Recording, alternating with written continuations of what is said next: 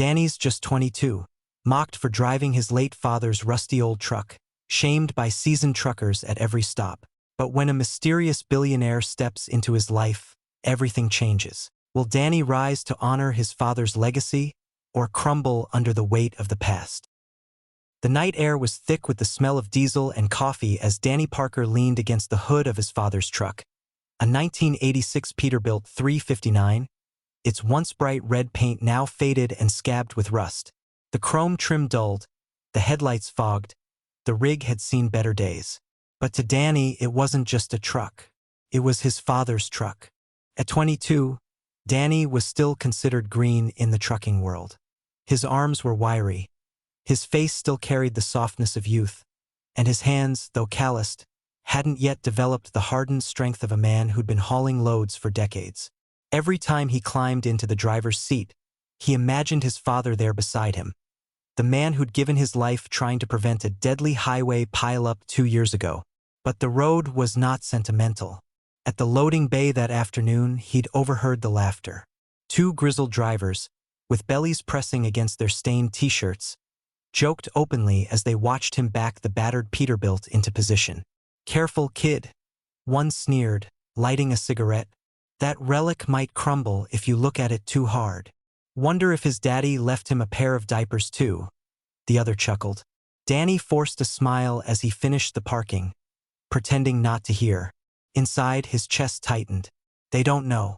They didn't know the nights he'd spent under the truck, patching up leaking hoses with duct tape, replacing fuses by flashlight, or talking himself through engine troubles with nothing but a worn-out manual and sheer determination. And now, in the dim glow of the truck stop diner, Danny sat alone at a cracked vinyl booth, poking at a plate of fries gone cold. He watched the other drivers, the way they laughed, slapped each other on the back, swapped stories of the road. He longed to be one of them, to be accepted. But every glance toward him seemed laced with amusement or pity. Then came the breaking point. At the next table over, a voice rang out, too loud to miss. "Saw the junkyard rig roll in earlier. Swear the thing coughed out more smoke than my grandpa's funeral." The laughter was instant, sharp, a gut punch Danny hadn't braced for. He gripped his fork so tightly his knuckles went white. He shoved away from the table, the chair scraping harshly against the floor. His heart pounded as he stormed out into the night, gulping the cold air like it could wash the heat from his face. Maybe they're right, the thought crept in, dark and bitter. Maybe I'm just a kid playing at being my father. Maybe I'm dragging this truck, and myself, toward the grave. He ran a hand through his sandy hair, frustration burning behind his eyes. The Peterbilt loomed in the dark, its silhouette jagged and worn under the flickering parking lot lights. Danny kicked at a loose stone, sending it skittering across the pavement. He didn't notice the figure leaning against the far wall of the diner, half hidden in shadow. An older man, neatly dressed but with a weathered face, watched the young trucker quietly. His gray eyes softened with something like recognition, or maybe regret, as he observed the boy's tense shoulders and the sagging truck behind him. Danny sighed deeply, resting his forehead against the cool metal of the truck door. "What am I even doing, Dad?" he whispered. "Is this really how I honor you? Driving this corpse down the highway while everyone laughs?" Behind him, the quiet observer lit a cigar, the tiny flame flickering briefly before disappearing into the night. He took a slow draw, exhaling thoughtfully, eyes still fixed on Danny. It wasn't the first time Walter Sinclair, billionaire investor and owner of a sprawling logistics empire, had seen that truck. Long ago, before the wealth, before the boardrooms, Walter had sat in that same cab, alongside a man he'd called his closest friend. And now, watching the sun, standing small but stubborn against the weight of his father's memory, something stirred deep in Walter's chest. Danny didn't know it yet, but this was the night everything would begin to change. The gravel crunched under polished Italian loafers as Walter Reeves crossed the dimly lit truck stop lot. His tailored navy coat was a sharp contrast to the grease-stained jeans and work boots that surrounded him, but Walter walked with the easy confidence of someone who had long ago stopped caring how out of place he looked. Danny, still leaning against the truck door, startled slightly when he heard the voice behind him. That truck. Walter's voice was low and reflective. I never thought I'd see her again. Danny turned, frowning at the sharply dressed stranger. Do I know you? Walter gave a small, almost wistful smile. No, son. But I knew your father. Danny's breath caught in his throat. He straightened, eyeing the man warily. You knew my dad? How? Walter stepped closer, glancing up at the battered Peterbilt. Long time ago, I was a nobody, just a broke kid trying to make it across the country. Your father gave me a lift when no one else would. Rode with him for weeks. He taught me more about grit, honor, and hard work than any business school ever did. Danny's skepticism flickered behind his eyes. Sure, he thought, another guy with a story about dad. But something about the way this man spoke, the raw, unpolished emotion underneath the carefully measured words, made him pause. Walter continued, pulling off his gloves and tucking them into his coat pocket. I owe him more than I can explain. And when I saw you here tonight, when I saw this truck, his voice softened, I realized maybe it's time to pay that debt. Danny crossed his arms, feeling the weight of exhaustion and skepticism. What exactly are you offering? Walter smiled, the sharp glint of a businessman returning to his eyes. A challenge. He gestured broadly to the truck. Restore this rig. Bring her back to what she meant. I'll cover the cost, parts, labor, whatever you need. But there's one condition. Danny raised an eyebrow. Which is? You document the journey. Every step. The repairs, the setbacks, the triumphs. And along the way, you share the lessons your father taught you. The kind of wisdom the world's too quick to forget. Danny let out a short, bitter laugh. You want me to make some kind of trucking reality show? Walter's grin softened. Not a show, son. A story. People need stories right now. Honest ones. Danny hesitated, his heart pounding.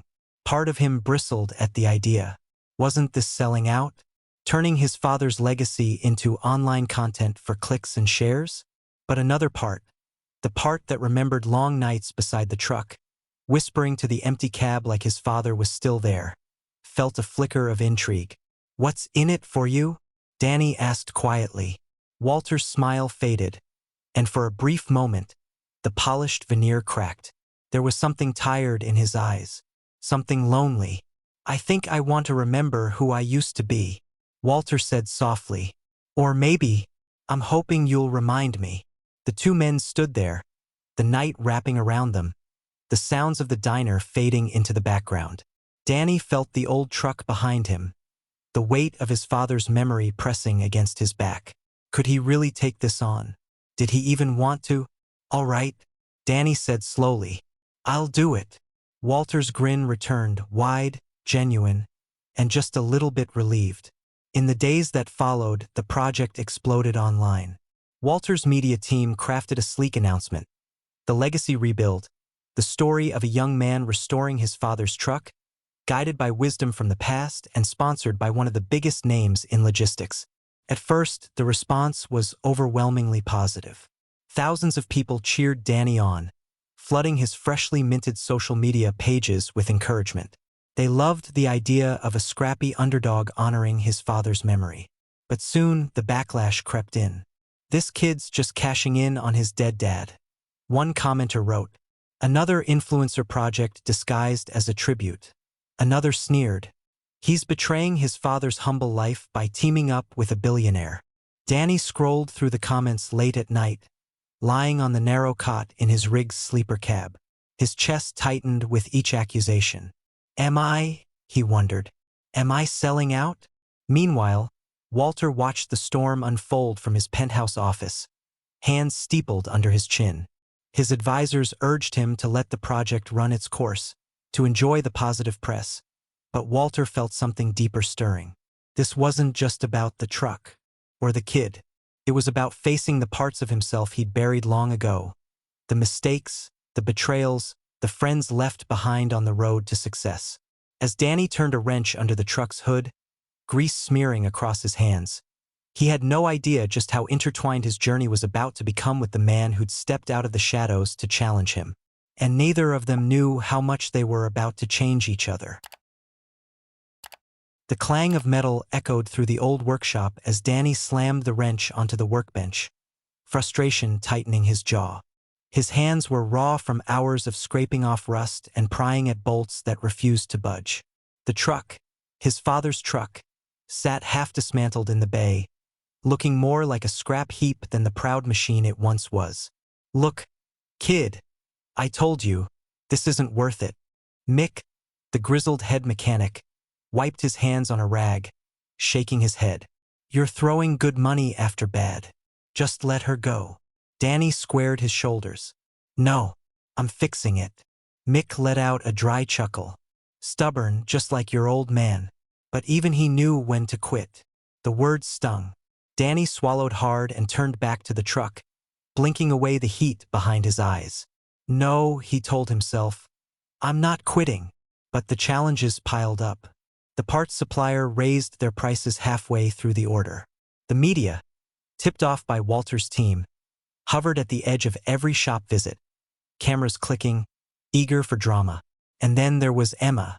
She showed up unannounced one rainy afternoon, arms crossed, mouth tight, eyes sharp with old anger. "I saw you on the news," she said flatly, standing under the dripping awning. "You're a celebrity now?" Danny froze, grease smeared across his cheek, and managed a weak smile. "Hey, Em." She didn't smile back. Emma, 3 years older, had always been the practical one.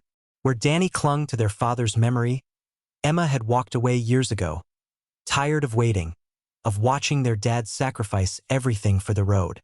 "I don't get it, Danny," she said quietly, stepping closer. "Why are you doing this? That truck, it killed him. It took him from us." Danny's chest tightened. "No, Em. He saved people. That pile up, he pulled drivers out before." His voice cracked. "Before he didn't make it." Emma's eyes softened, but only for a moment. "And where were we, huh? Sitting at home, waiting for a dad who loved that truck more than he loved being with us." The words hit like a punch. Danny turned away, biting the inside of his cheek. That night, sitting alone in the shop, Danny scrolled through the growing flood of online comments. Some were cheering him on, but others, harsher voices, accused him of chasing fame, of using his father's death as a stepping stone. He threw his phone onto the workbench and buried his head in his hands. Am I doing the right thing? The next day, Walter arrived. He stood silently for a while, watching Danny wrestle with a stubborn axle.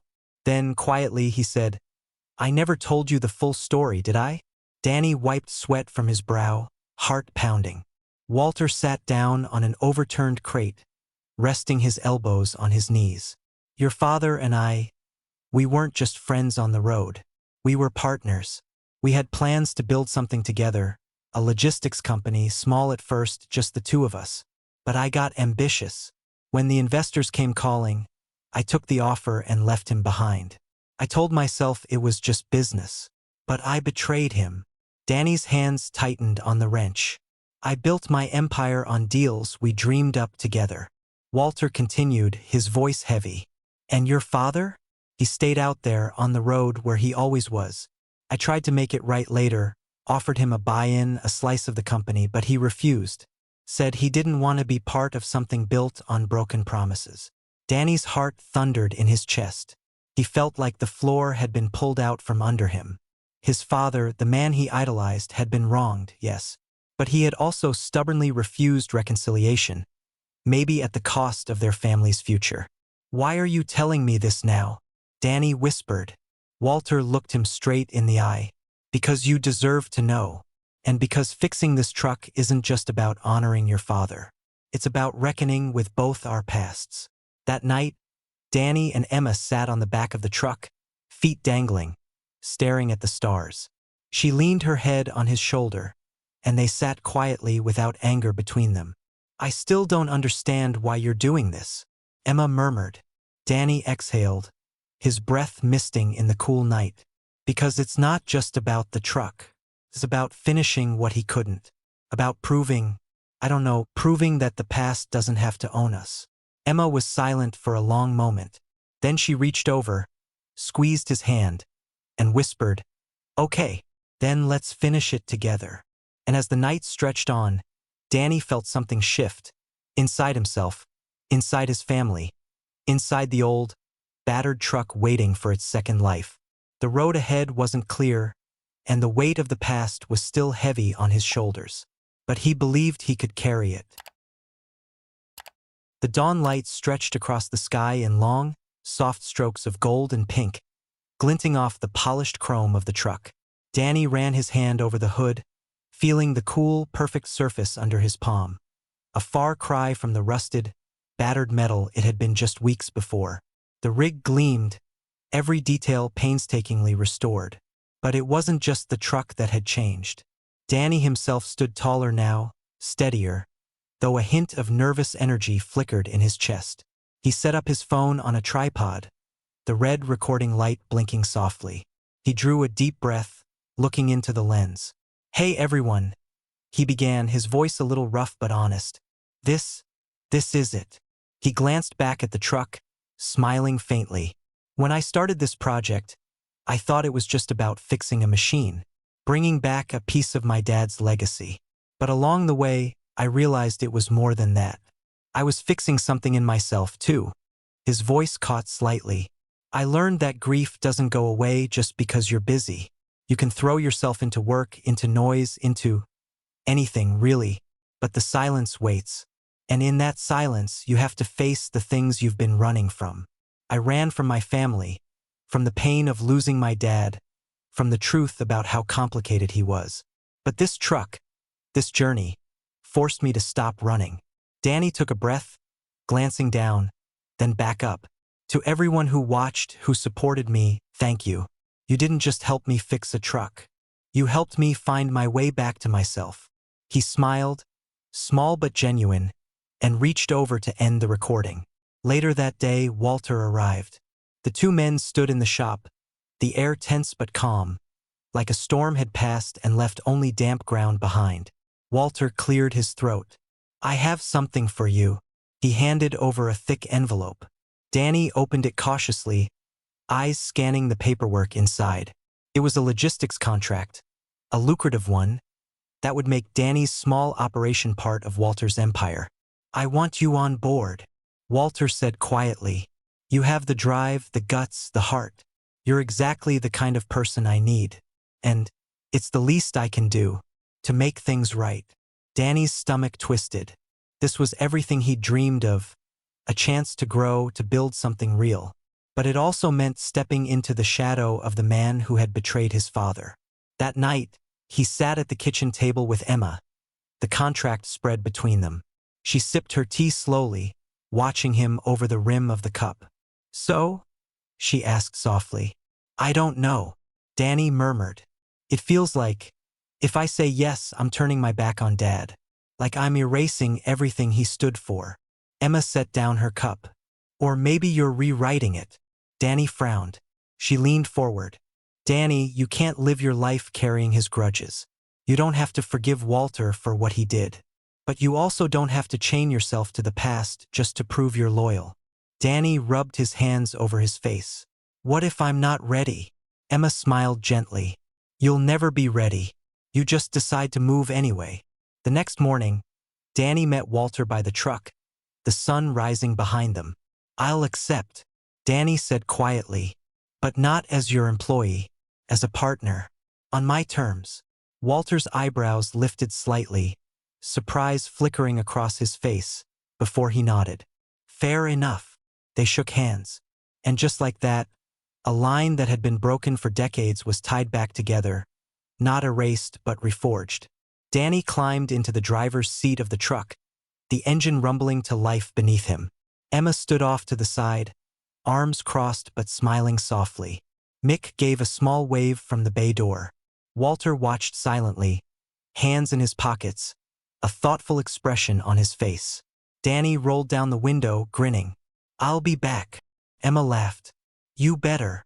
With a deep breath, Danny eased the rig forward, the sun cutting across the chrome, the road stretching out in front of him like a promise.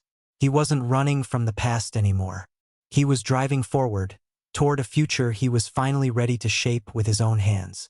And as the truck disappeared down the highway, the screen faded to black, leaving only the glow of the horizon and the quiet hum of possibility.